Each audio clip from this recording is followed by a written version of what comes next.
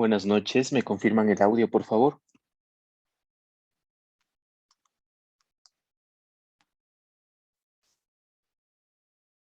Sí, Doc, sí se escucha. Perfecto. Muy buenas noches con todos. Sean ustedes bienvenidos a esta tercera clase sobre el curso de medicina basada en evidencia. Vamos el día de hoy a continuar con nuestras clases. No sin antes, quiero hacer una recapitulación de algunos aspectos que son importantes en cuanto a los indicadores que ustedes tienen que evaluar lógicamente en cada uno de los estudios para su justamente evaluación de los resultados. Vamos a compartir pantalla.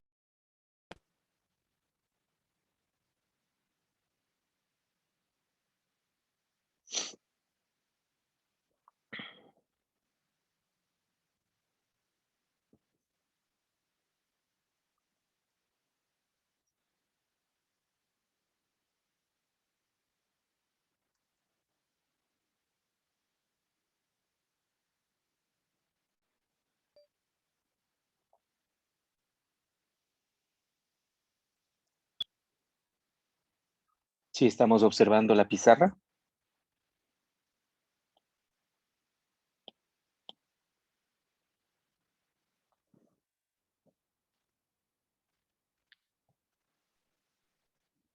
Sí se observa, Doc.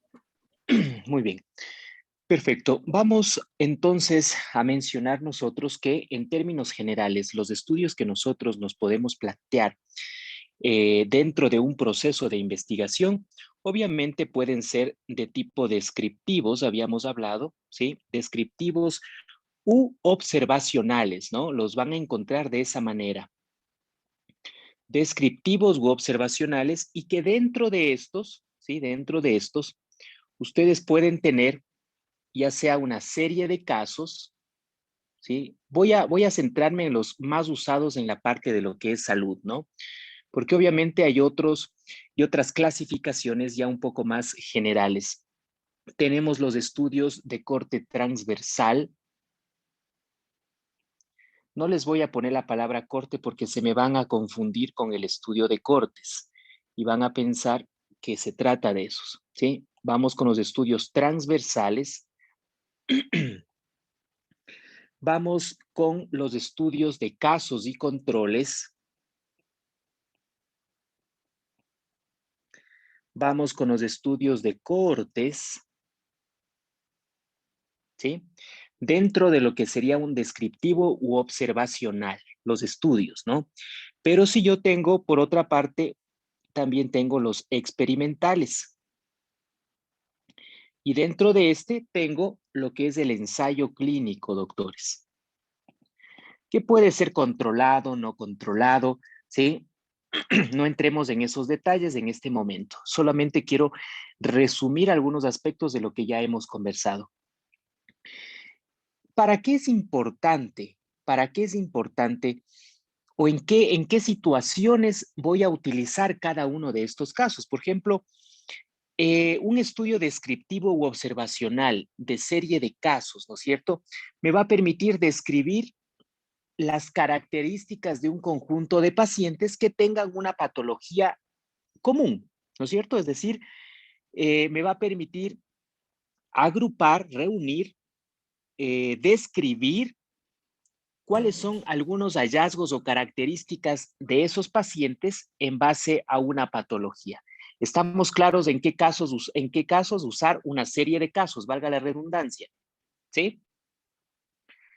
¿Qué pasa en los transversales? En los transversales ustedes pueden establecer prevalencia, ¿sí?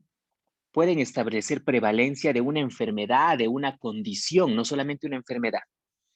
Aquí, conjunto de pacientes, pongámosle aquí.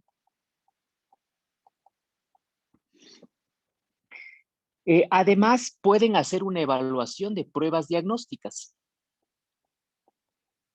En otras palabras, para evaluar o validar o establecer la utilidad de una prueba diagnóstica, ustedes pueden usar un estudio transversal. Miren, así es que eso de que los transversales no sirven, eso es falso, eso es mentira.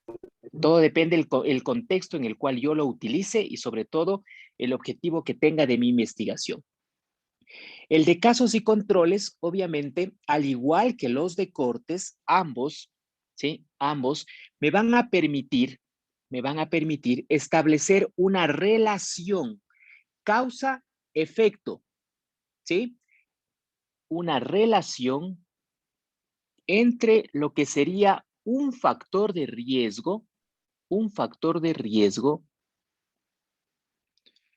o protector. Ya ayer vimos cuándo es un factor de riesgo o cuándo es protector. Y por supuesto, una enfermedad. ¿Sí? Entonces, me establece una relación entre un factor de riesgo o protector y una enfermedad. El de corte hace exactamente lo mismo, pero ustedes recordarán, en los casos y controles íbamos, ¿en qué sentido? ¿Quién me dice? Aquí analizamos un factor de riesgo y una enfermedad, pero ¿en qué sentido? Casos y controles, ¿cómo? Casos y controles iba desde la enfermedad a un factor de riesgo y cortes iba, no se olviden, desde un factor de riesgo hacia la enfermedad. ¿Ok? Esa es la diferencia. El de corte también me va a permitir establecer, tiene otra utilidad para establecer pronóstico de una enfermedad o para conocer la historia natural de una enfermedad. ¿Sí? Entonces, miren, cuando yo quiera plantearme un estudio de pronóstico o quiero conocer la historia natural de una enfermedad, yo debo plantearme un estudio de corte. ¿Ok? Y claro, el ensayo clínico, en cambio, me va a ayudar a evaluar la efectividad. Me va a permitir evaluar la efectividad de una intervención, ya sea esta farmacológica, doctores, o no farmacológica. ¿Sí me están escuchando claramente?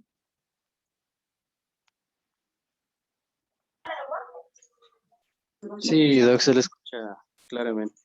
Bueno, perfecto. Entonces, miren, aquí hemos resumido prácticamente algunos aspectos que son importantes. Ahora, otro de los aspectos que ustedes tienen que saber es cómo yo evalúo los resultados, porque ya nos vamos a plantear las preguntas pico. Y en el momento de evaluar los resultados, ustedes tienen que plantearse algunos aspectos, algunas preguntas, dependiendo el diseño, dependiendo del tipo de estudio. Y cuando les toque analizar o criticar o evaluar el artículo científico, sobre todo en la parte de resultados, ustedes tienen que plantearse la pregunta de si ese estudio cumple o no cumple con mínimos parámetros, sobre todo estadísticos, que son necesarios para, lógicamente, expresar esos resultados. Por ejemplo, ¿sí? Vamos, antes de eso, ¿hasta ahí alguna duda que ustedes tengan? Preguntas, dudas sobre esto que estamos hablando este momento.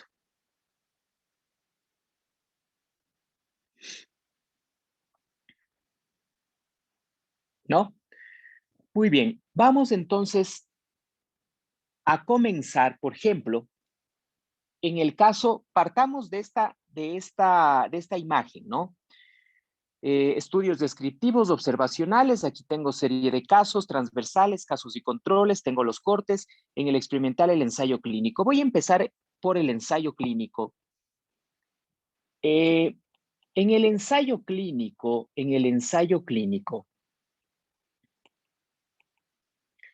para hacer esta evaluación o una validez de los resultados, ¿sí? Sería esto, validez de los resultados.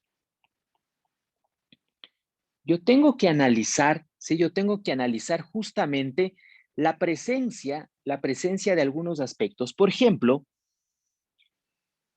para ello, no se olviden, siempre vamos a partir de nuestra tabla de contingencia o tabla de 2 por 2, ¿Ok?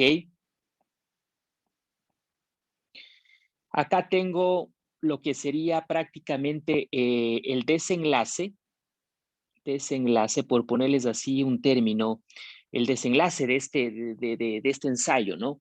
Y acá, por un lado, tengo el grupo experimental y por otro lado tengo un grupo que es control. ¿Ok?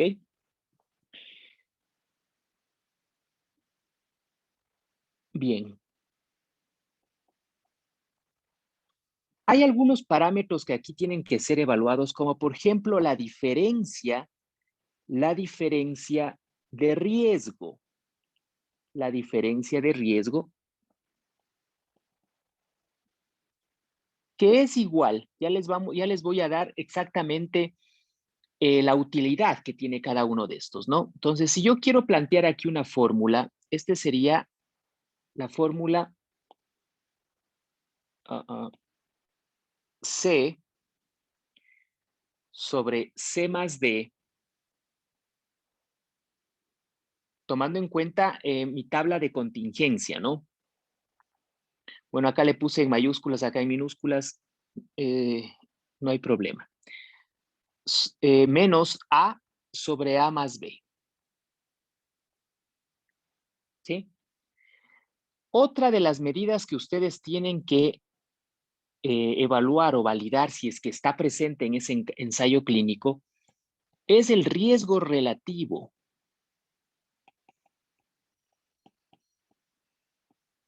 ¿Ok? ¿Para qué me servía un ensayo clínico? ¿Qué me permitía establecer?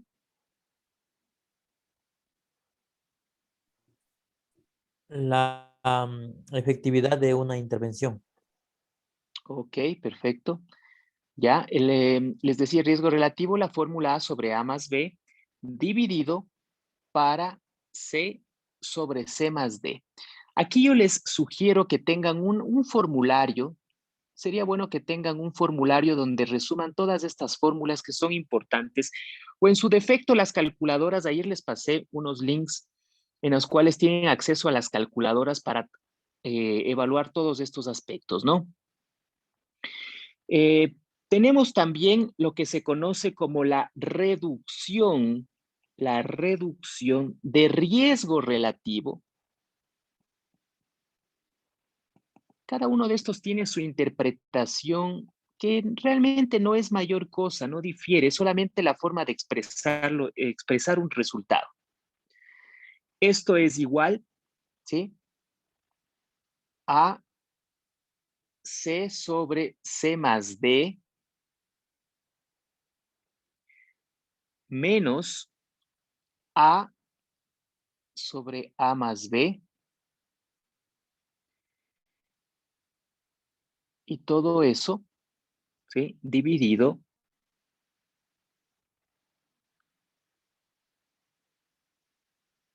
para C sobre C más D.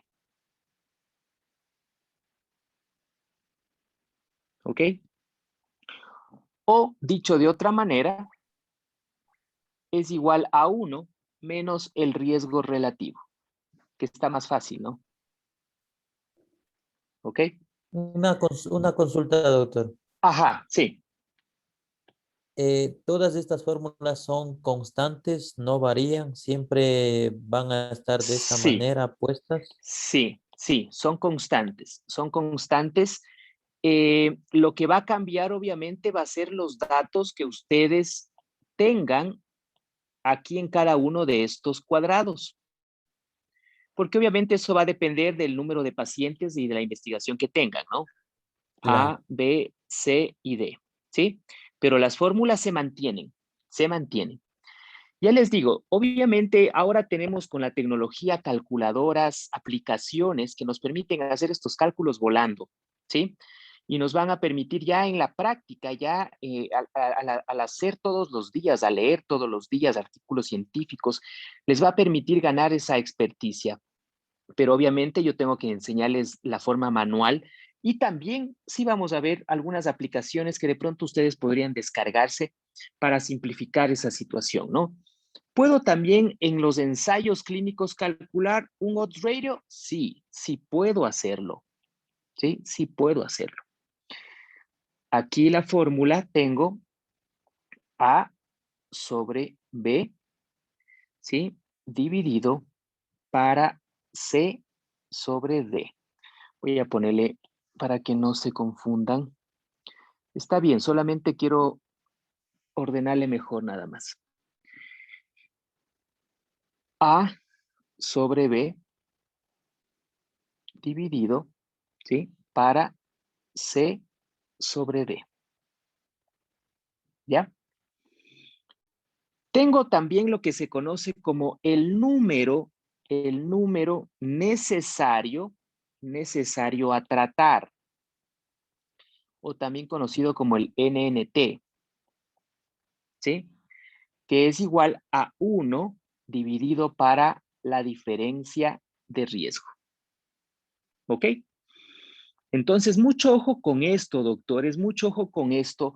Ustedes, cuando validen los resultados, ahora sí, de un ensayo clínico, van a decir, a ver, están leyendo, a ver, ¿será que el autor me da la diferencia de riesgo? ¿Me plantea el riesgo relativo o el odds ratio? ¿Me habla de una reducción de riesgo relativo? ¿Me está hablando del número necesario de pacientes a tratar o el número necesario de pacientes a dañar? Es decir, son elementos que son claves del momento de exponer unos resultados de una investigación. ¿Cómo yo voy a pasar un ensayo clínico si no me plantea el NNT? Claro, a veces algunos de estos datos están implícitos, es decir, te da los parámetros numéricos para que tú le calcules, ¿sí? Si es que esa es tu necesidad, pero al menos yo considero que un ensayo clínico que no exponga el NNT, bueno, dependiendo si la intervención es farmacológica, ¿no? Obviamente, pero es importante, ¿ya? Ahora, ¿en qué contexto podría usarse estas medidas? ¿Sí? ¿Cuál sería la interpretación, ya, en este sentido? Vamos a ponerles un ejemplo, en el cual voy a poner una tabla de 2x2 ya construida, ¿sí? Ya construida. Aquí pongámosle desenlace del estudio, ¿sí? ¿No? Acá vamos a poner a comparar una terapia farmacológica, ¿sí? Antirretrovirales, ¿ya? Son resultados de un ensayo clínico donde comparan tenofovir, ¿sí? Y también comparan lo que es la acidobudina en la prevención del VIH perinatal, ¿sí? Este es un ejercicio en el cual se compara aquello. Vamos a ponerle los datos que me da esta investigación. Obviamente estos datos, estos números que yo estoy sacando pertenecen a esta investigación, ¿ok? Para justamente hacer los cálculos, ¿no? Entonces, les repito, este es un gráfico que representa los resultados de un ensayo clínico, ¿sí? Comparan estas dos terapias, ¿sí? El tenofovir, ¿sí? Y la sidobudina. ¿Para qué? ¿Cuál es el desenlace aquí? El desenlace aquí es la prevención de VIH perinatal, ¿sí? Prevención de VIH perinatal. ¿Sí me están escuchando? Sí, doc, sí está claro. Ya. Perdón que les sea insistente en eso, pero a veces se nos cuelga esta plataforma y yo me quedo hablando solo y ustedes hace rato que ya dejaron de escucharme, ¿no? Entonces, por eso es que estoy constantemente preguntando. Está bien, doc. Igual le avisamos si dejamos de Claro, escuchar. claro, hay rápido un mensaje. Ya. Ok, ¿estamos claros? Entonces, estas tablas, ojo que los artículos científicos no les van a dar esta tabla así hechita. Ustedes, cuando analicen, o sea, no se trata saber medicina basada en evidencia no significa coger y leer un artículo científico, ¿sí? Leer o saber medicina basada en evidencia significa hacer los 5 pasos, ¿sí? ¿Se acuerda que plantearon Sackett, que es uno de los considerados el padre de la medicina basada en evidencia, y que él nos planteaba 5 pasos? ¿Recuerdan cuáles eran estos 5 pasos? ¿Quién me dice?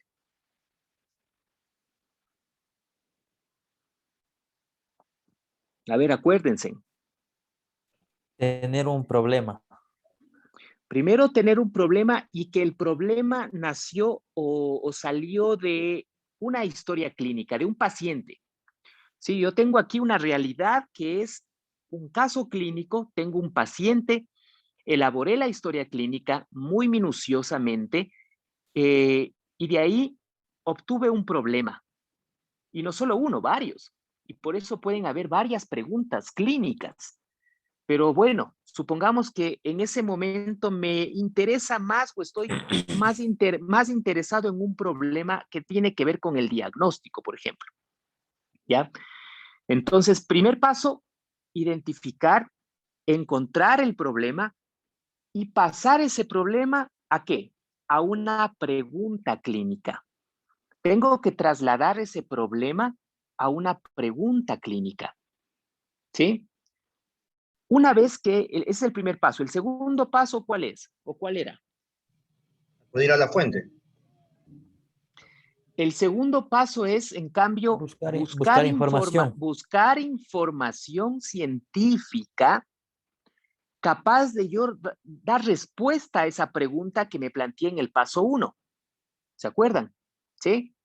Entonces, para yo buscar información, con toda la información que actualmente existe en el Internet, yo no puedo perder mi tiempo, ¿sí? Planteando un método de búsqueda muy general donde me van a arrojar como miles de resultados y yo no sé de esos miles dónde estará el clave, el artículo clave, el o los artículos claves.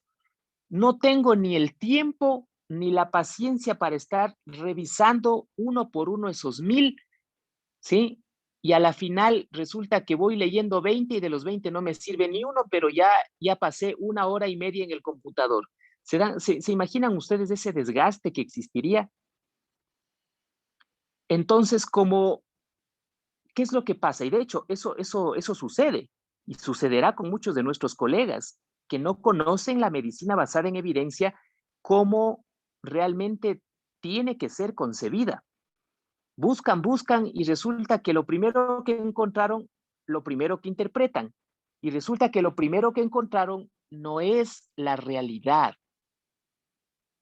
Pero ya leyeron. Es que yo leí este artículo. ¿Y en dónde leíste? Pues, e hiciste una evaluación crítica de ese artículo científico.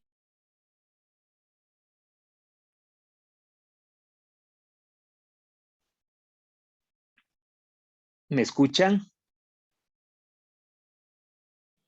Sí, doctora. Ahorita sí, Doc, pero no le escuchamos desde hace unos 1 minuto, 2 minutos. Ya ven, a eso me refería. Por eso tengo que estar pregunta y pregunta. O sea que 1 minuto siquiera estuve hablando solo. Ya. Ok.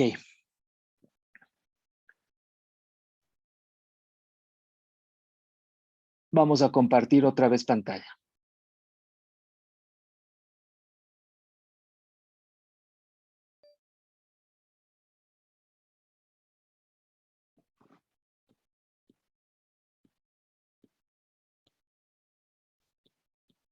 Ya. ¿Hasta dónde me escucharon más o menos? Que cuando leemos un documento, tenemos que hacer un análisis crítico. Ya, les decía que saber medicina basada en evidencia no significa solo leer un artículo científico, sino saber analizarlo, criticarlo, y estábamos repasando los 5 pasos, ¿no es cierto?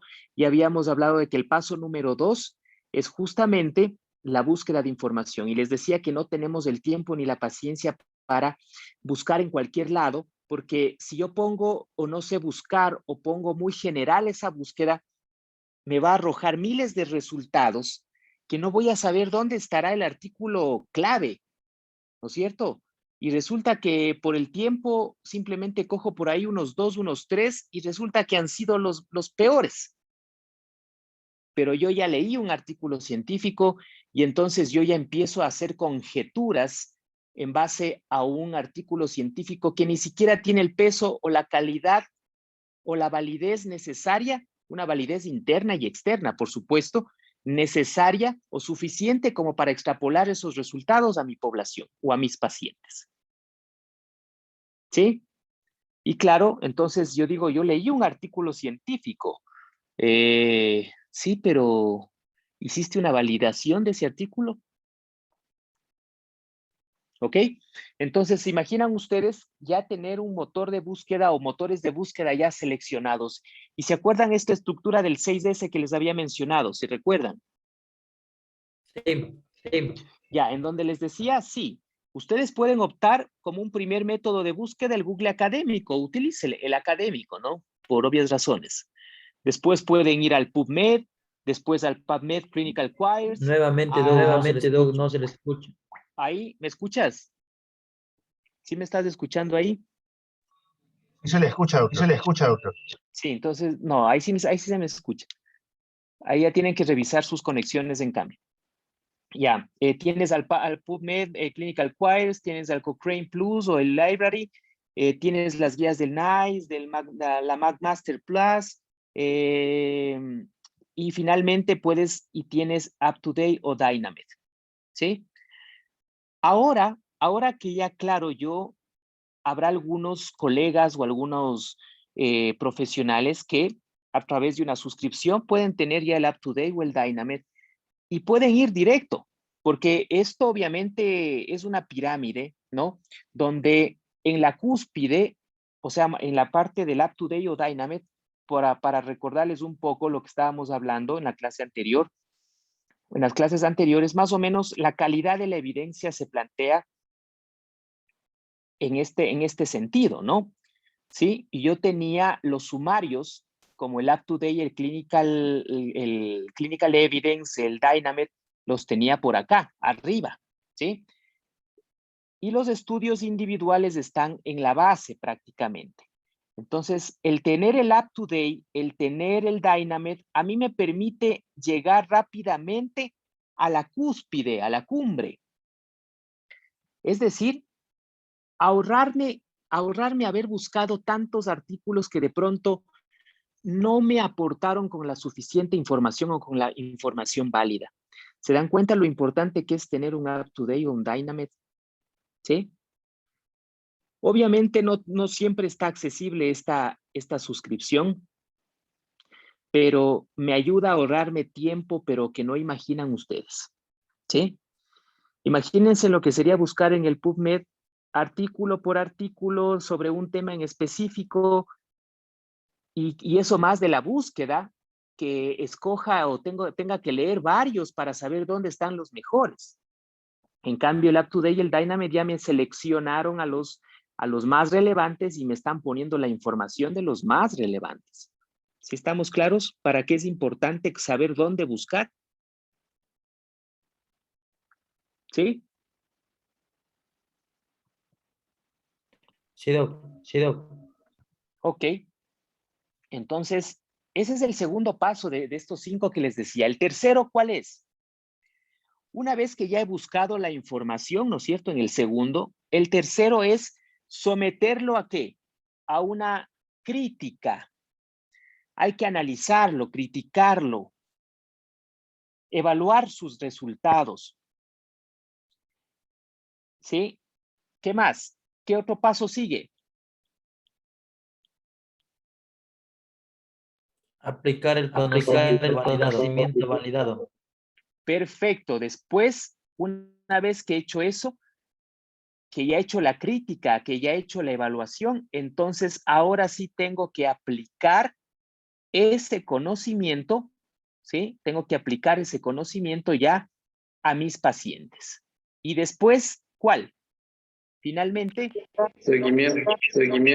Finalmente Seguimiento de hacer, los resultados. De los resultados. exacto, finalmente hacer el seguimiento para saber si esa intervención funcionó o no en mis pacientes. Eso es hacer medicina basada en evidencia, doctores. Eso. Si ustedes no cumplen esos 5 pasos, no, discúlpenme, pero no están haciendo medicina basada en evidencia. Medicina basada en evidencia no es leer un artículo científico. Por último, ¿qué paso estarían haciendo de los 5? Apenas el segundo, estarían buscando información para responder una pregunta. Eso también solo buscando, porque de ahí ni siquiera la están analizando, como en el que es el objetivo del paso 3. Entonces, no confundamos en hacer medicina basada en evidencia con leer un artículo científico, ¿sí? Son 2 cosas totalmente diferentes. Ahora sí, con la mano en el corazón, dime si estamos haciendo medicina basada en evidencia o no, pues. ¿Ok? Listo. Entonces, volvamos a este ejemplo, ¿no? Estoy en el ensayo clínico, ojo en el ensayo clínico, ¿no? Vamos, la diferencia de riesgo, ¿sí? Ustedes tienen ya la fórmula, yo voy a aplicar ya por cuestiones de tiempo los cálculos ya realizados, ¿no?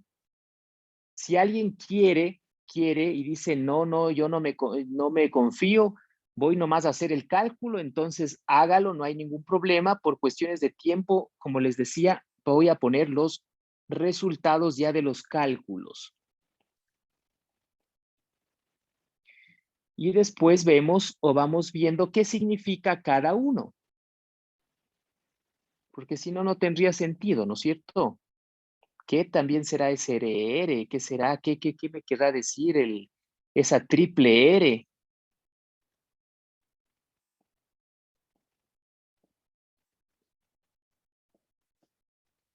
Insisto, tienen las fórmulas. Si alguien quiere validar esa fórmula, pues hágalo.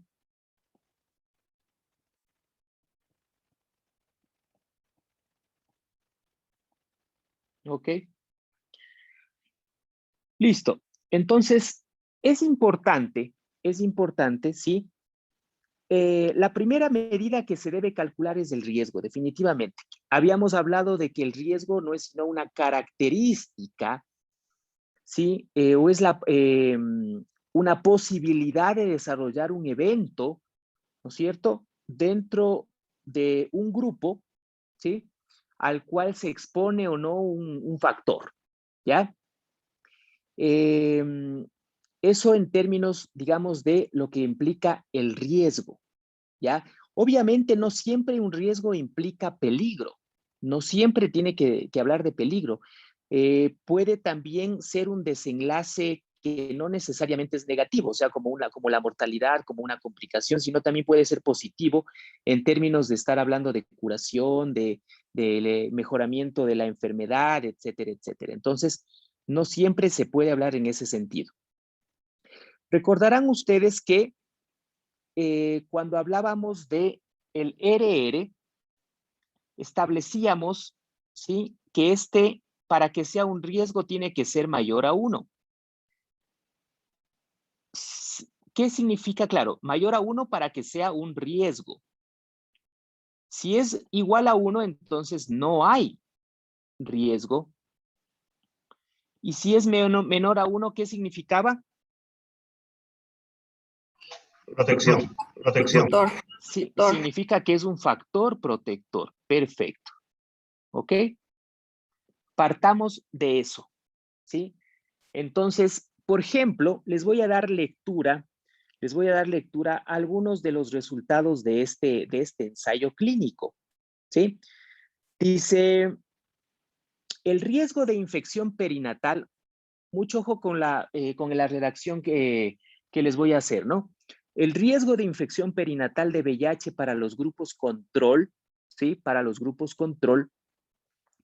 En este caso, el grupo control es el de sidobudine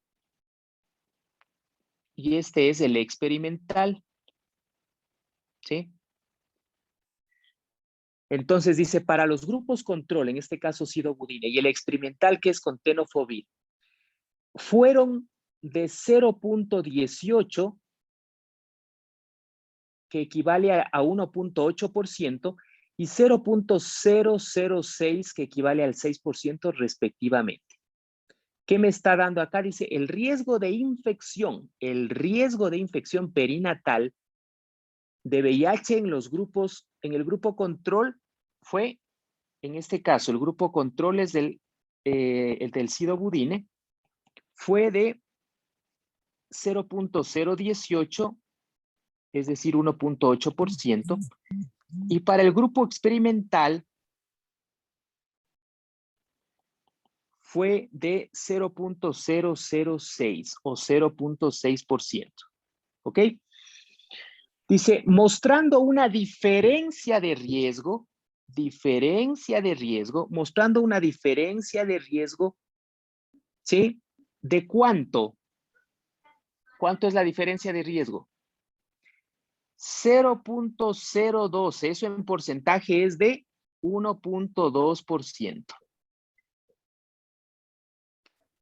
Dice, para lo cual es claro que cuantitativamente hubo una diferencia de 1.2% en el riesgo de infección entre los dos antirretrovirales, siendo este resultado a favor de la terapia antirretroviral con tenofovir. ¿Le encontraron la utilidad? Les repito esa última parte. El riesgo de infección perinatal de VIH para los grupos control con sidobudine y experimental con tenofovir fue de 1.8% y 0.6% respectivamente, mostrando una diferencia de riesgo del 1.2%, para lo cual es claro que cuantitativamente hubo una diferencia de 1.2% en el riesgo de infección entre los dos antirretrovirales. ¿Qué grupo tuvo menos riesgo de infección? ¿Qué grupo? Menos riesgo de infección. Experimental. En el grupo experimental, el grupo del tenofovir tuvo un riesgo de 0.6%, ¿sí? Esta diferencia de riesgo, obviamente, al hacer la resta en este caso, ¿no es cierto? Al hacer el cálculo de la diferencia de riesgo, se establece que hubo una diferencia de 1.2% en el riesgo de infección entre los dos antirretrovirales. Es una resta entre los dos riesgos, ¿sí? Siendo este resultado a favor de la terapia antirretroviral con tenofovir, ¿sí? Miren, estos elementos les permitirán a ustedes redactar ya en su artículo científico de una forma un poco más técnica, ¿sí? Algunos pueden usar todos estos, otros solamente los más relevantes o más representativos. ¿Ok? ¿Está claro que es una diferencia de riesgo? ¿Está claro o no está claro?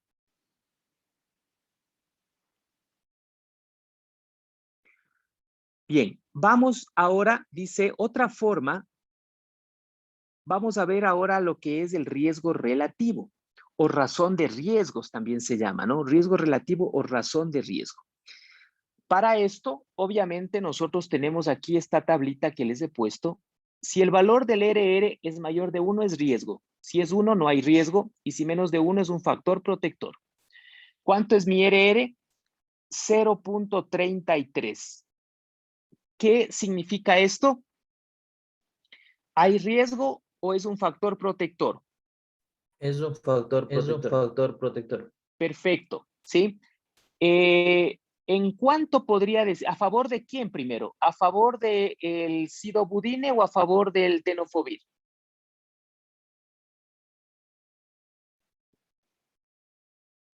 Tenofovir. A favor del tenofovir, ¿no es cierto? Entonces, ¿cómo yo podría interpretar esto? Para interpretar esto, bueno, cuando es menor de 1, es clave que ustedes utilicen este otro indicador que nosotros estábamos viendo acá, ¿sí? El que decíamos reducción del riesgo relativo. ¿Por qué? Porque este complementario, cuando es menor a 1, este es clave. Porque este complementario me va a permitir expresarle en porcentaje. Dicho de otra manera, voy a decir lo siguiente. ¿Sí? Dicho de otra manera, voy a decir lo siguiente. Entonces, voy a decir que el grupo tratado con tenofovir, ¿sí?, tuvo una reducción de riesgo del 66% para lo que es, obviamente, en este caso nuestra intervención era prevención de VIH perinatal en comparación con el grupo. Les decía que para este ejemplo, el riesgo relativo, ¿sí?, me da de 0.33. Eso dentro de los parámetros a interpretar se convierte más en un factor protector antes que en un riesgo, ¿sí? Pero para poder interpretar este 0.33 yo necesito calcular la reducción de riesgo relativo, que es igual a 1 menos, en este caso, el riesgo relativo, que es 0.33. Y el resultado es 0.66. ¿Cómo se interpreta eso? Pasado a porcentaje, que es del 66%. ¿Qué quiere decir eso? Que el grupo que está tratándose con, en este caso, la droga experimental, que es tenofovir, ¿sí?, para prevenir el VIH perinatal, tuvo una reducción del riesgo de VIH perinatal del 66% comparado con aquel grupo que utilizó, en este caso, el fármaco control, que es el sidobudine. ¿Sí? ¿Estamos claros? La utilidad de esta reducción del riesgo relativo. ¿Está claro? Sí, doc. Ya, perfecto. Entonces, ojo, es muy importante esto. Les decía, esta reducción de riesgo relativo es importante, sobre todo cuando el RR es menor a 1. Ahora, el OR, en este caso, ¿de qué va a depender? El ensayo clínico o la información para un ensayo clínico, dependiendo, ¿sí?, puede ser tomado en el contexto prospectivo o retrospectivo. Cuando se toma de forma prospectivo la información, ahí entra el RR, pero cuando se toma retrospectivamente va el OR, ¿sí? Pero prácticamente el significado o el valor es el mismo del RR, ¿sí? Simplemente solamente es un asunto de forma que de fondo cambia en el contexto de cómo fue recolectada la información. Y el número necesario a tratar, en este caso 83, ¿qué quiere decir? Expresa el beneficio de esa intervención, ¿sí?, en un número determinado. Por ejemplo, ¿qué quiere decir esto? Que de cada 83 pacientes tratados, en este caso con el tenofovir, existirá la prevención de un evento de VIH perinatal. ¿Qué tal? Con esa explicación, ¿qué convendrá? ¿Que tener NNTs altos o bajos? Repito. Por cada 83 pacientes tratados con tenofovir, se previene un evento de VIH perinatal. Por ende, ¿qué se necesitará? ¿NNTs mayores o NNTs bajos? NNT bajos. Por ejemplo, supongamos en este caso, doctor, que el NNT es 5. ¿Cómo lo interpretaría? Que es muy bueno. Por cada 5 pacientes, uno se beneficiaría. Exacto, ¿sí? En teoría es así. Por cada 5 pacientes, uno se beneficia del desenlace, ¿sí? Por eso conviene tener siempre NNTs bajos. Ahora, aquí viene una situación. Y hay muchos críticos llamémoslo críticos, entre comillas, en los cuales de pronto el tener yo un fármaco, ¿sí? El tener yo un fármaco que es el único o que es poco y que de una u otra forma me previene complicaciones o mortalidad en un paciente. ¿Ustedes le pusieran ese fármaco o porque tiene un NNT muy alto ya no lo usaran? ¿Qué dicen ustedes?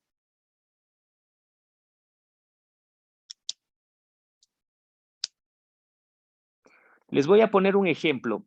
Tocilizumab en COVID.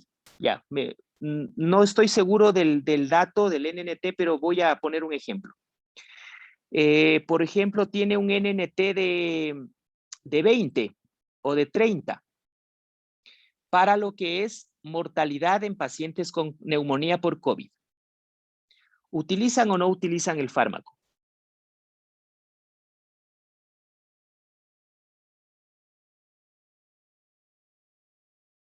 En este caso, bueno, utilizaría porque no hay otra alternativa, tal vez. Y el NT tampoco no es tan alto. Ya, exacto. Cuando tú tienes de dónde escoger, obvio, escoges el que tenga un NNT más bajo, pues, ¿no es cierto? O sea, como no cabe duda, es lógico que si yo tengo un fármaco que tiene un NNT de 50 y otro de 10, ¿cuál voy a coger? El que tiene 10, pues. Pero si no tienes de dónde más escoger, ¿no te parecería interesante que de cada 50 pacientes salves al menos una vida? Porque ojo que es con respecto a la mortalidad. ¿Usarías o no usarías a pesar de que por cada 50 salvas una vida? A no usar nada, te pongo el panorama, ¿no? A no usar nada. Sí, ¿Lo usas o no? ¿Lo usas o no lo usas? sí, ¿Qué dice el resto? Lo usas. Vamos, estén más No despiertos. usar Necesito. nada. Ujú. ¿Lo usan o no lo usan? Sí. Lo usas. Por cada 50, por ponerte un NNT de 50, de cada 50 pacientes tratados con dicho fármaco, se previene un evento de mortalidad. A no usar nada, si no usas nada, de los 50 se te mueren ¿cuántos? 50, todos. por ponerlo así, ¿no? Por ponerlo así. 50. Si lo usas de los 50, se te mueren ¿cuántos? 49. ¿No es cierto? Esa una persona en la cual evitas esa mortalidad es más que justificativo para usarlo. Ojo, aquí también tendrás que evaluar riesgo-beneficio, ¿no? También tendrás que evaluar el número de pacientes a dañar y establecer ya un criterio o un juicio clínico en este sentido. ¿Ok? Listo. ¿Está claro entonces, en términos generales, lo que ustedes van a buscar cuando les toque evaluar los resultados de un ensayo clínico? ¿Sí? Una consulta sobre el OR, no le entendí muy bien. Verás, OR y RR tienen la misma significancia, ¿sí? Es decir, implica o tiene que ver con el riesgo o un factor protector. Supongamos que tengas un RR de 3, ¿qué te quiere decir eso? Que tienes más riesgo, supongamos, fumar y cáncer de pulmón. Este paciente tiene 3 veces, este paciente que fuma tiene 3 veces más riesgo de desarrollar cáncer de pulmón que aquel que no fuma, ¿sí? El OR te dice exactamente lo mismo, ¿ya? Lo que cambia es el contexto en el que lo usas. El RR se usa para un sentido prospectivo. El OR se utiliza en un sentido retrospectivo. ¿De qué? Obviamente en la recolección de la información, es decir, dependiendo cómo plantees tu ensayo clínico, pues, el escenario en el cual plantees tu ensayo clínico. Si lo planteas de forma prospectiva o retrospectiva en el análisis o en la recopilación de la información. Pero ambos tienen el mismo significado en términos generales, ¿sí? ¿Ok? Ya, Ahora, gracias. ¿se acuerdan que ayer habíamos dicho que no te quedes solamente en analizar el RR o el OR, sino que también teníamos que analizar, ¿se acuerdan?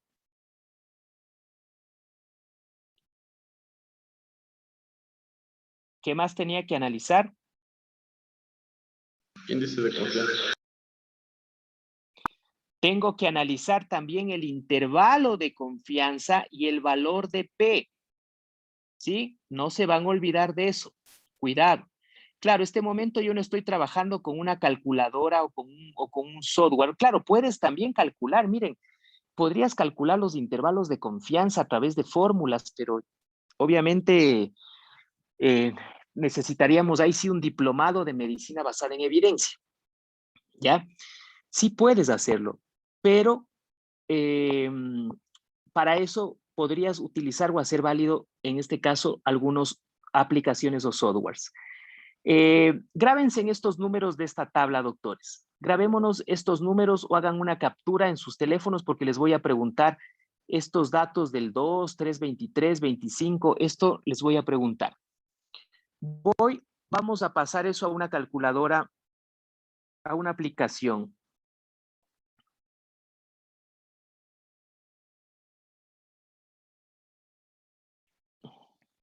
¿Sí se ve la pantalla?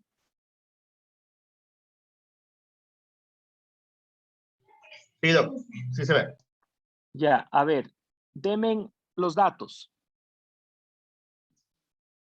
Ahí en ese cuadrado, ¿cuánto va? Los que tenían en este caso el desenlace positivo y los tratados.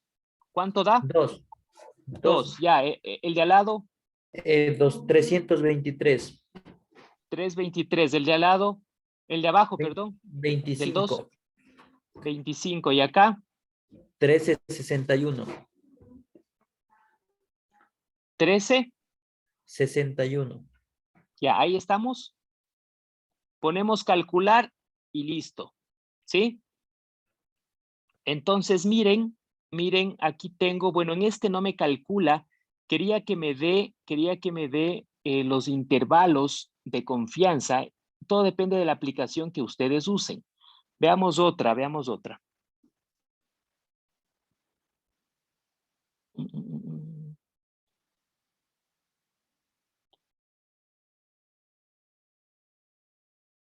No.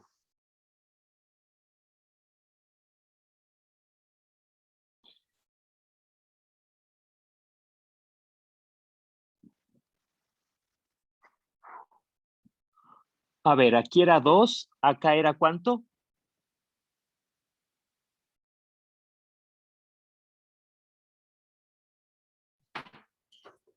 $323. Ajá, acá, en C. 25. No, pero perdón, esto no estoy mal. Esto es para validación de pruebas diagnósticas. Positiva, negativa. Esto es para validación de pruebas diagnósticas. No tengo aquí. No. Veamos acá. Veamos en el otro. No, igual. Ah, no, sí. Aquí sí me da valor de P. A ver, acá 2. Acá 323 me dijo. 323. Acá abajo. 25. Y acá 1361. 1361. Listo, miren. Aquí en este caso he pedido que me calcule el load radio. ¿Sí? El load radio me da de 0.33. ¿Se dan cuenta lo que yo estaba? Y aquí, y justo nos dio para hacer un análisis. Y un análisis excelente. Voy a pasar nuevamente a la pantalla de esta. Sí están viendo, ¿no es cierto? Sí. Ya. Miren, ¿qué les parece si yo como voy a un congreso, ¿no es cierto? Yo voy a un congreso, ustedes están de expositores y resulta que yo les planteo este estudio y les pongo así. Y yo les vendí la idea, dicen que la mejor forma de mentir es con la estadística. Y yo les empiezo a cuentear y les doy estos resultados que les estoy dando ahorita. ¿Sí? Y de pronto yo solamente les puse el OR de 0.33 y entonces yo empecé a analizar, así como les dije a ustedes, que entonces los tratados con tenofovir, ¿sí? Tienen una reducción de riesgo del 66% de VIH perinatal en comparación con los tratados con sidobudine. Y ustedes salen del Congreso bien convencidos que así es. ¿No es cierto? ¿O no se convencieron cuando estábamos hablando de esto? Y por ahí alguien se para en medio congreso y le dice, a ver, doctor, pero deme el valor de P y deme el intervalo de confianza de CRR, por favor. Y entonces el otro se queda frío, ¿no? Y dice, ¿y ahora, y cómo así me pide eso? ¿Sí? Vamos a ver, y resulta que yo puse y calculé, miren bueno, el odds ratio ya, aquí me salió 0.34, pero claro, no, debe estar tomando los decimales. Miren ese intervalo de confianza, ¿qué les parece? El valor superior está más de 1. Perfecto, qué bien, qué bien. ¿Cómo te llamas, doctor? Doctor Hidrobo. Doctor Hidrobo. Ya, doctor Hidrobo. Te voy a soñar ahora. A ver, verás, Doc, exacto, lo que tú dijiste está muy bien. Si es un factor protector, tu límite inferior y tu límite superior del intervalo de confianza tienen que ambos ser menores a 1. Si tu odds ratio estuviera como un factor de riesgo, es decir, más de 1, o sea, que no fuera 0.34, sino supongamos fue 2 punto y algo, tu intervalo de confianza también tiene que ser mayor a 1. Ambos, tu límite inferior y límite superior. ¿Qué te das cuenta aquí en este intervalo de confianza? Que el límite inferior sí es menor a 1, pero el límite superior es mayor a 1. Mayor a 1 y no encajaría en la realidad, del estudio, no daría esa confianza que se necesita. O sea, en otras palabras, ¿qué? Ya hablemos como críticos de un artículo. No hay qué. No hay qué. No hay diferencia. No hay diferencia estadísticamente significativa. ¿Sí? Si han escuchado, estos términos son bien trillados, bien berreados, como decimos, y ni siquiera saben lo que están hablando cuando dicen hay una diferencia estadísticamente significativa o no hay diferencia. ¿Y cómo sabes que no hay diferencia? Estás analizando tu intervalo de confianza, tu valor de P. ¿Sí? Entonces, aquí por este intervalo de confianza se cayó todo esto.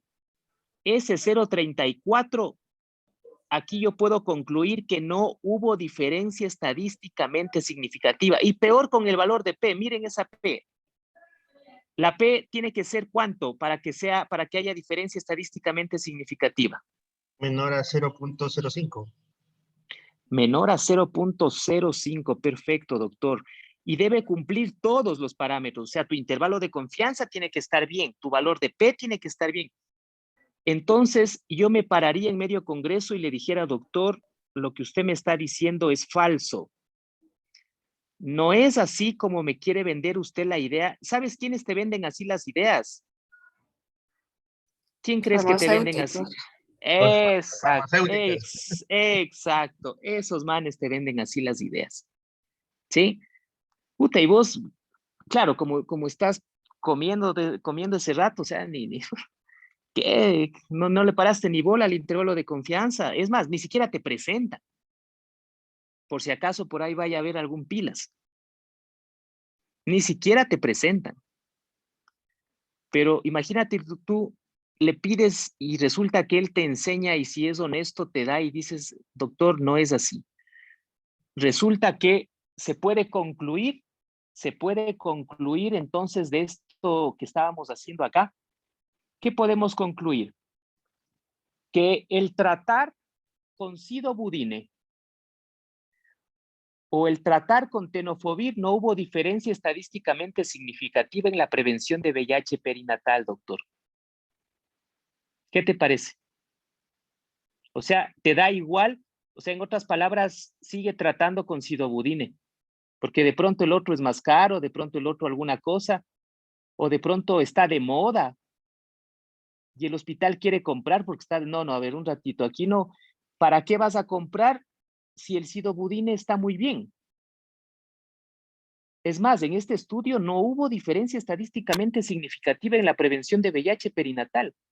En otras palabras, me dio lo mismo poner el uno que poner el otro. ¿Sí cachaste? Una consulta, doctor. Y, por ejemplo, el NNT tan alto tal vez ya daría sospecha de que no hay una esa Exacto, muy significancia bien. estadística, ¿no? O sea, mira, no es que te da sospecha, pero porque ya te digo, puedes haber tenido diferencia estadísticamente significativa y un NNT alto, sí puedes tener. Pero no te vayas por ahí, no te vayas por ahí. Porque sí hay fármacos con NNT súper altos que sí hay diferencia estadísticamente significativa, ¿sí? Sino que aquí, ya, supongamos, y te voy a poner este contexto. El NNT de este es de 83 y el NNT del sidobudine es de 30. Supongamos que el sidobudine es el control, o sea, es como decirte el ideal, ¿sí? El que siempre se ha usado y el experimental el que tú quieres implementar. Si yo hubiera tenido que el tenofovir, o sea, todos estos valores de P, del intervalo de confianza, hubiera tenido que estaban correctos, perfectos, pero solo por el NNT, el tenofovir 83 y el sidobudine tiene 20.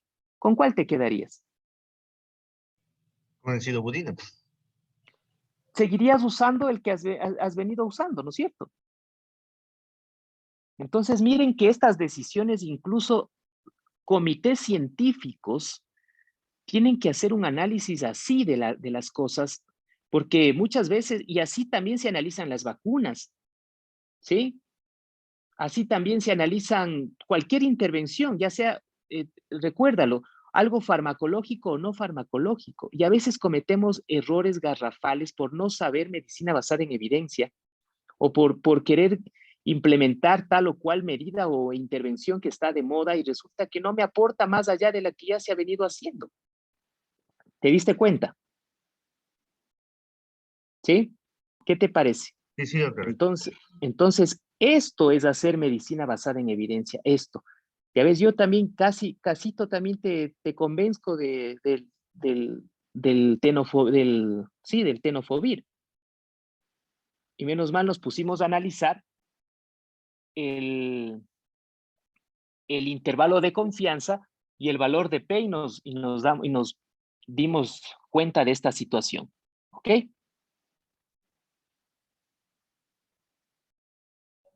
Doc, tal vez pudiera hacer otro ejemplo. No, mija, no me pidas eso ahorita. Necesito, verás, ya Bueno. vamos a ver, verás que recién acabo ensayo clínico, me faltan los otros estudios. Por eso hay que sacarle el mejor provecho a cada ejemplo, ¿sí? Porque recién vamos a ensayo clínico. Verás que me falta cortes, casos y controles transversales, ¿sí? Yo creo que sí nos vamos a alargar unos días de la otra semana o un día más de la otra semana, porque mañana tenemos la clase de bioestadística aplicada con la doctora que les mencioné, ¿sí? Entonces, mañana, y claro, y nos falta lo de la pregunta pico y esas cosas, pero esto no puedo dejarles pasar porque esto es parte de, sino cómo van a dar respuesta a las preguntas, cómo van a saber qué evidencia escoger. ¿No es cierto? O sea, no podemos saltarnos de esta situación. Ok, entonces vamos ahora, ya analizamos el ensayo clínico, ¿sí? Vamos ahora a analizar, obviamente tú puedes analizar así todos los diseños de estudio, ¿no? Pero obviamente vamos a analizar los que más frecuentemente en medicina tú tienes que estar revisando constantemente. Vamos con respecto, en este caso, a los decortes. ¿Sí? Nuestra tablita de 2×2. No te olvides, en el decorte, tú vas del factor de riesgo. ¿Sí? Aquí tienes el factor de riesgo. Sí, no. Y acá tienes la enfermedad. Sí, no. ¿Ok? ¿Sí? Algunos hablan, para no poner de así, te ponen acá expuestos y acá los no expuestos. ¿Sí? Eso no hay lío en ese sentido. Acá la enfermedad o el daño, no siempre analizas una enfermedad. ¿Sí? Aquí lo que tienes que analizar es, no te olvides en el corte, el RR. ¿Sí? El RR aquí tienes que es igual a A sobre A más B dividido, ¿sí? Para C sobre C más D. ¿Ok? Esta es la fórmula que te vas a llevar. ¿Ok?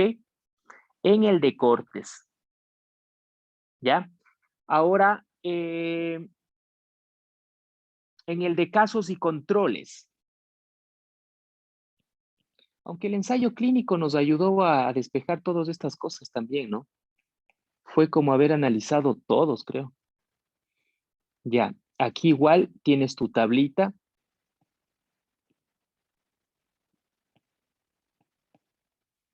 Acá, en cambio, tienes los casos, tienes los controles. Ya, acá tienes la enfermedad, sí, no.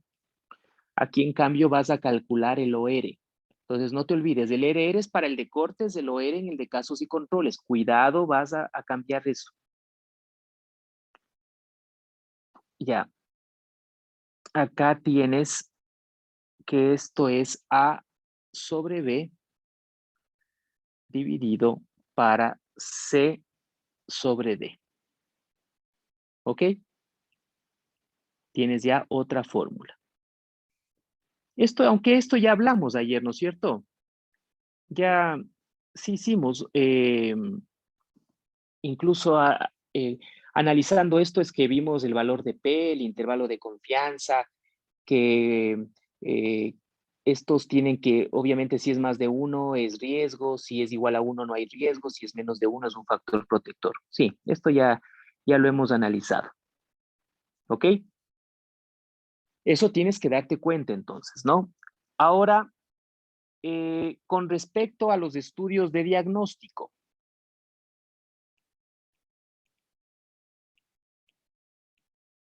A los estudios de diagnóstico. En los estudios de diagnóstico también tienes que plantearte tu tablita de 2×2 o tabla de contingencia, ¿sí? Sino que acá tienes a tu gol estándar, a tu prueba de oro, ¿sí? Y acá tienes a la prueba, digamos, experimental, ¿no? La prueba experimental, por llamarte así, por llamarlo así. Aquí el resultado es positivo, el resultado es negativo, tu gol estándar positivo, negativo. ¿Ya? ¿Sí? ¿Qué medidas aquí en las pruebas de diagnóstico puedes o tienes que establecer? Por un lado, la prevalencia de la enfermedad es clave, ¿sí? O la probabilidad pretest se llama. Probabilidad pretest.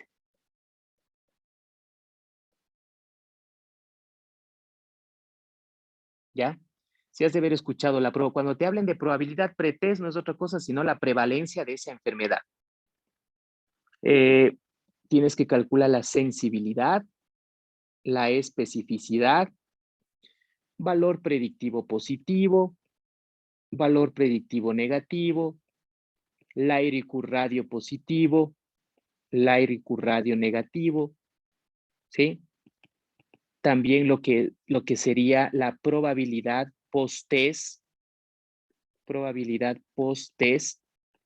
cuando el resultado es positivo, y la probabilidad post-test cuando el resultado es negativo. ¿Ya? Eso tienes que calcularlo. ¿Ok? La prevalencia, a ver, aquí vamos a poner algunos aspectos que me están faltando.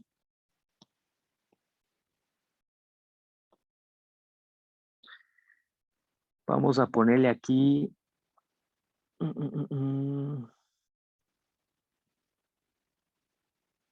R1 es igual a A más B, que es sería este valor. R2 es igual a C más D. Acá C1, que sería igual a A más C. Y acá C2, que es igual a B más D. ¿Ok? Esto por lo que ya les voy a poner. En sensibilidad, la sensibilidad no es otra cosa, ¿sí? En este caso, sensibilidad es igual a A, ¿sí? Sobre lo que sería C1. C1 ¿a qué era igual? Era igual a A más C, ¿sí? Para que no se pierdan ahí. Bien, con respecto a la especificidad es igual a D, ¿sí? Sobre C2. ¿A qué es igual C2? A esto. ¿Ya? Valor predictivo positivo. El valor predictivo positivo es igual a A sobre R1. ¿Ya? ¿A qué es igual R1? A esto. Valor predictivo negativo es igual a D sobre R2. ¿Sí? Lairicurradio positivo es igual a la sensibilidad dividido para 1 menos la especificidad. ¿Ya? Lairicurradio negativo es igual a 1 menos la sensibilidad dividido para la especificidad. ¿Ok? ¿Sí? Ahora, ¿qué significa cada uno de estos parámetros? ¿Qué significa? La sensibilidad, ¿sí? La sensibilidad es el porcentaje de enfermos, ¿sí? Que se detecta con la prueba cuando el resultado es positivo. ¿Ya? Entonces, sensibilidad detecta enfermos. La especificidad, en cambio, detecta sanos. Es el porcentaje, ¿sí? Es el porcentaje de sanos que tiene negativo la prueba. ¿Ok? El valor predictivo positivo, ¿qué es? Es la probabilidad. El valor predictivo positivo es la probabilidad de tener la enfermedad cuando el resultado de esa prueba es positiva. Y el valor predictivo negativo no es otra cosa, sino es la probabilidad, ¿sí? De no tener la enfermedad, cuando el resultado es negativo. ¿Estamos? ¿Sí me están escuchando? Sí, Doc. No me dirán que no, ya voy hablando. Ya. Ok. ¿Sí está claro hasta aquí lo que he dicho? ¿Está claro lo que es sensibilidad, especificidad, valor predictivo positivo y valor predictivo negativo? Si no, repito.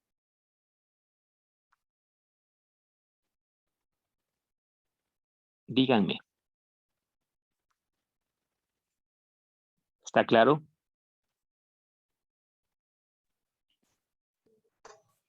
Sí, Ya, ok.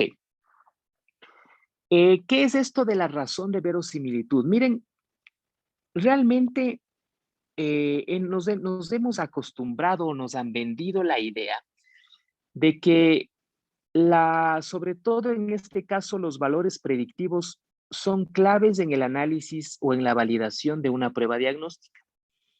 Resulta que estos valores predictivos varían con la prevalencia de la enfermedad, ¿sí? ¿Eso qué quiere decir? Que una prueba no se comporta de la misma manera como se comportaría, ¿ya? En una área o en una población que en otra población. Tú dirás, pero si tienen la misma sensibilidad, es la misma prueba. Perfecto, tiene una sensibilidad, tiene una especificidad, pero sus valores predictivos varían en base a la prevalencia de la enfermedad. Y aquí te voy a dar unas claves que a mí me tomaron como 10 años entender. Y es que cuando la prevalencia de una enfermedad es alta en una zona, ¿no? En una zona, el valor predictivo positivo aumenta, ¿sí? Aumenta. Y esto es importante, o sea, en otras palabras, cuando la prevalencia de una enfermedad es alta, la capacidad de esa prueba de detectar a los que están enfermos cuando son positivos, ¿sí? Es alta también. O sea, la prueba se hace más fuerte, ¿para qué? Para decirte que tienes la enfermedad, ¿sí? Cuando la prevalencia es alta. ¿Ya? Ahora, ¿qué pasa? ¿Sí? ¿Qué pasa? Aquí, en cambio, el valor predictivo negativo, doctor, es bajo. ¿Qué implica que sea bajo? Ojo que te estoy poniendo ya las pastillas, la esencia de lo que toma deducir todo esto, ¿no? ¿Esto qué quiere decir? En términos más cristianos, más casos falsos negativos y pocos falsos positivos. ¿Sí? ¿Me están escuchando? Sí, doc. Sí, doc. Ya. Pilas con esto, pilas con esto. Cuando la prevalencia, en cambio, es baja de una enfermedad,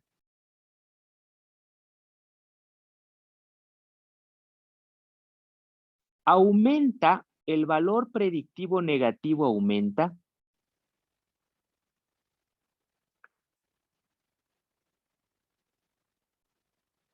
Baja el valor predictivo positivo, lo que quiere decir más casos falsos positivos y pocos falsos negativos. ¿Qué te parece eso? ¿Será o no será importante, doctor, analizar esto? Otra clave más que les voy a dar, otra clave más. Ya estoy, déjame ver, ya no me alcanza la pizarra. Otra clave más. Se van a acordar de esta mnemotecnia, Xenex y Spin. ¿Sí? ¿Qué quiere decir esto? Que a mayor sensibilidad,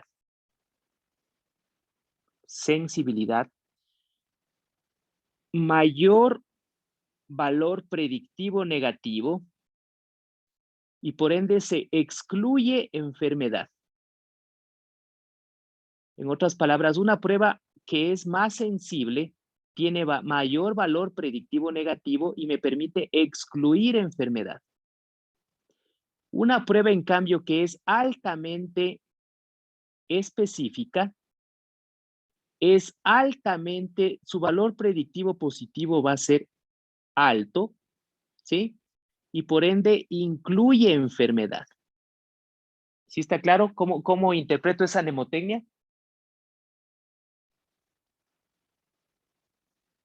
¿Estamos?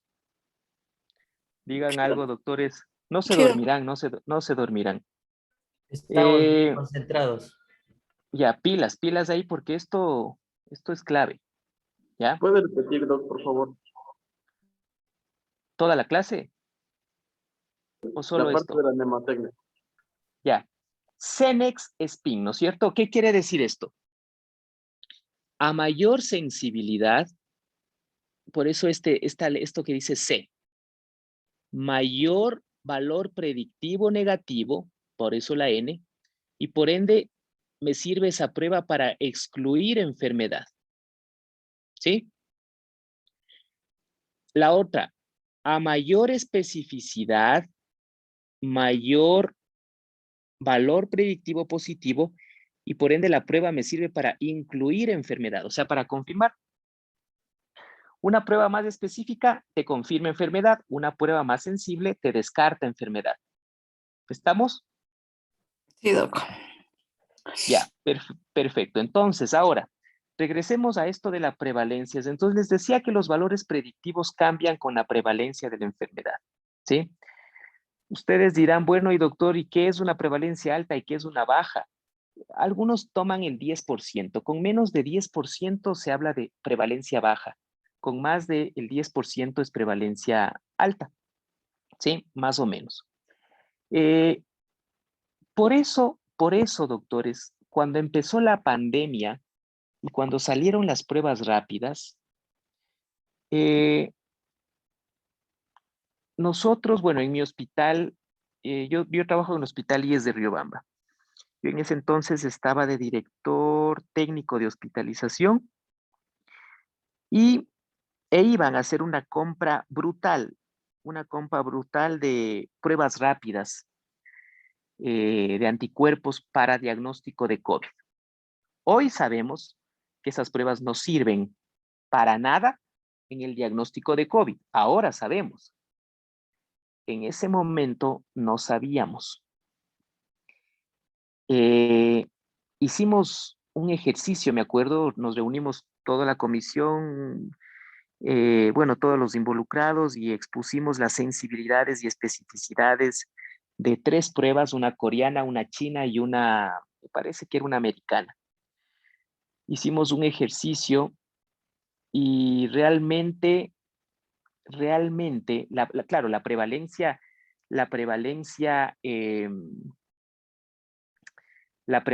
de la enfermedad obviamente Alto. está incluso hasta subdiagnosticada o hay un subregistro en este sentido, ¿no? Y yo te estoy hablando del mes de abril del 2020, ¿sí? En abril del 2020 más te estoy haciendo esta situación, ¿no? Entonces, cuando trabajamos frente a una prevalencia hipotética, me recuerdo esa vez, trabajé con una prevalencia hipotética del 5%. Algunos hablaban del 3%, otros del 5%, pero en ese entonces, yo te hablo ahora claro, es diferente el comportamiento. Lo que pasa es que las pruebas diagnósticas se comportan diferente dependiendo la prevalencia. Ya te digo, así sea la misma que aplicaste en los Estados Unidos y allá demostró tal cosa, resulta que en el Ecuador ya no sirve eso, porque las prevalencias son diferentes, ¿ya? Y nos dimos cuenta de esto, prevalencia todavía baja, ¿sí? Obviamente no estábamos hablando a nivel país, ¿no? Sino a nivel en este caso, de Riobamba, ¿sí? Y nos dimos cuenta de esto. Más casos falsos positivos. ¿Cómo entonces pretendías usar una prueba que te iba a dar una cantidad de falsos positivos que daba miedo y que ibas a terminar hospitalizando a los pacientes, ¿sí? Que ibas a terminar hospitalizando a los pacientes porque las pruebas te empezaban a pintar positivo, positivo, positivo para los IgM. ¿Por qué crees que colapsaron los hospitales, doctor? los que estén aquí y trabajen a nivel de hospital y sobre todo a pacientes COVID, hoy sabemos que esas pruebas, en lugar de ayudarnos, nos confundieron. Y que ingresabas pacientes supuestamente positivos y a un área COVID donde ya tenías, ojo, pacientes ya positivos y ya cuando te llegaba el PCR salía negativo. Ahora sácale pues al paciente. Si ya estaba 3, 4 días ahí metido. Y quién sabe si ya se te contagió. ¿Les pasaba o no les pasaba eso en sus hospitales? ¿O todavía les sigue pasando? Entonces, eso se entendió y créeme que iban a hacer una compra. Yo te hablo de unos $200,000 en pruebas rápidas de anticuerpos y no. O sea, créeme que hasta ahora hubiéramos estado lamentándonos de esa compra y créeme que ya quienes entendieron esta situación, ahora más bien regalan las pruebas, porque ya no les sirve para diagnóstico y aún así, ojo, todavía siguen promocionando campañas de detección del COVID y te empiezan a aplicar, los políticos, ¿no? Te empiezan a aplicar pruebas rápidas y para diagnóstico y esas cosas. O sea, diagnosticar COVID con pruebas rápidas actualmente, o sea, estamos en otra fiesta, ¿ok? Entonces, mucho ojo con esa situación, doctores. Bueno, nos vamos a quedar ahí, ¿sí? Nos vamos a quedar ahí. Les debo una clase, esta clase la hemos de tener el lunes. No tienen problema, ¿no es cierto? Porque si no, se terminaría mañana y nos falta todavía. Yo creo que el lunes podríamos terminar, ¿sí? Bueno, Doc. Sí, doctor, no hay Gracias. No hay problema. problema. Ya. Entonces terminaríamos el lunes. Mañana tenemos esa clase de 3 horas de bioestadística aplicada. Es clave. Tienen que sacarle el aire a la doctora, ¿sí? Es muy buena, es muy buena. Y claro, necesitan esas herramientas. Perfecto, nos quedamos ahí. Que tengan todos ustedes una excelente noche. Ya, Doc, Doc, una gracias. consulta. El día de mañana, ¿a qué hora nos reunimos? Mañana a las 7:30. Mañana es a las 7:30. Ok, gracias. Ok. Ya, Doc, gracias.